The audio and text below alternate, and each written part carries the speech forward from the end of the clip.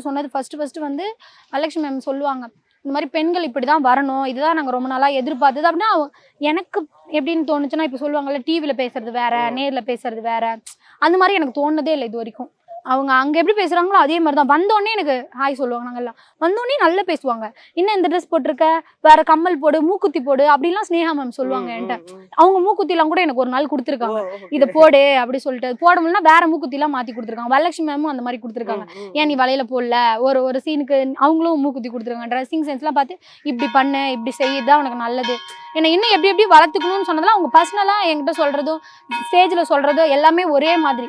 அவங்க எப்பவுமே அந்த கேரிங் வந்து எனக்கு ரொம்ப பிடிச்சிருக்கு. அந்த அக்கறை அவங்க 3 பேருமே எனக்கு அவங்க தானே முதல்ல செலக்ட் பண்ணது. அவங்கள எவ்வளோ வந்தாலும் இதுக்கு மேலே சப்போஸ் எனக்கு தெரியாது, கடவுள் புண்ணியத்தில் நான் வந்து இதுக்கு மேலே வளர்ந்தாலும், ஆனால் முதல்ல வந்து எனக்கு கொடுத்தது அந்த டிஜேடி ஜட்ஜஸ் 3 பேரும்.